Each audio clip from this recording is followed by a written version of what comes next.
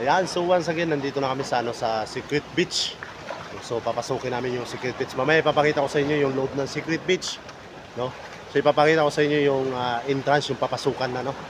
Ayan, so ipapakita ko sa inyo.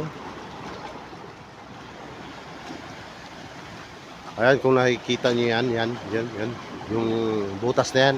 So diyan papasok at sa loob yung Secret Beach, ano? Tara, papasukin natin. Let's go!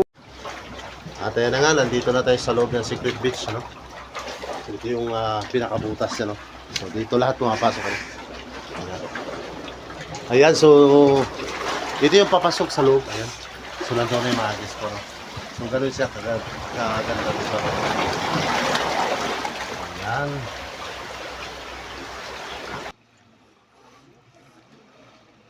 Ayan, so nakikita nyo, ayan, papasok na yung mga guest, ano?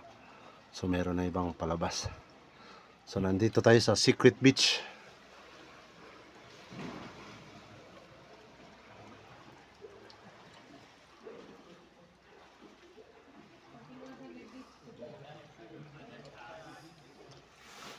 Ayan, at ipapakita namin yung sinasabing Secret Beach.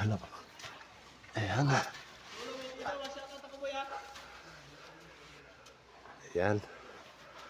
Alright, so nandito na tayo sa loob ng Secret Beach. So ito yung, kaya tinawag siya ng Secret Beach kasi nga meron siyang part na beach dito, no?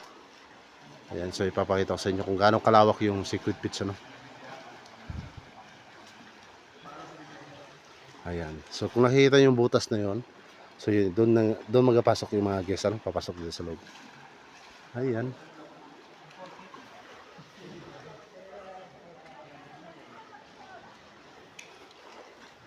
Ayan, so may pupuntahan tayo doon sa kabila, no?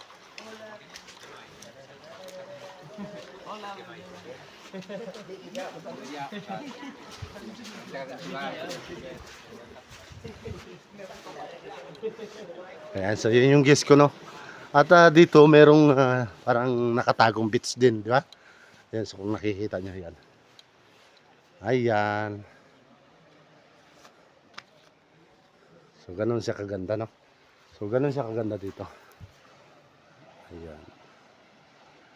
Dahil nga low tide today, kaya yung tubig mababaw lang, no? Mas maganda sana pag malalim yung tubig, ano?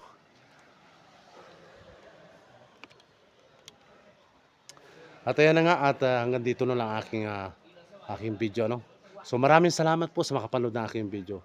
Paki-follow and share na lang po yung ating video para makita lahat ng ating kababayang Pilipino, no? Ayan, so ako'y magpapaalam na. Bye-bye. Okay, thank you so much.